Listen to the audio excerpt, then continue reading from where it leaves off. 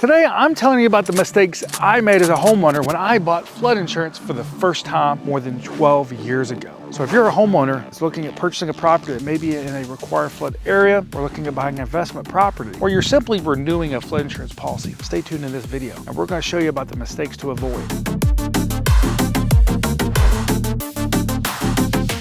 Hello, my name's Chris Green, president and owner of the Flood Insurance Guru, and more than 12 years ago, I bought a house that was in a flood zone, and it was a disaster. And I've been helping property owners overcome these same obstacles for the last 12 years. So today, I'm telling you about the mistakes I made as a homeowner buying a property in a flood zone for the first time. Even though I had a background in flood education, I still made these mistakes as a homeowner. First mistake was options. You see, I didn't know back then that private flood insurance was an option and the National Flood Insurance Program. Now, depending on my loan type, that those are an option. As we sit here in 2023, going into 2024, pretty much every loan type now accepts private flood insurance. So you have so many options available as a homeowner now. So that was the first mistake I made. The second mistake I made was coverage amounts. I bought this house that had a replacement cost of more than $250,000. Well, I thought $250,000 was all I could get. So I didn't take advantage of maybe taking out excess flood insurance on top of the National Flood Insurance Program. I didn't look at taking out maybe a private policy that would cover the full $750,000 replacement cost on a property like this. The third thing I did is I was a little shocked by payments. You see, I didn't know flood insurance had to be paid up front. I thought I could pay it like auto insurance or home insurance where I was paying monthly. It was paid through my mortgage, but I still had to pay that lump sum up front. Now, the other thing I did not really know, and I learned through the way though, was questioning the flood zone.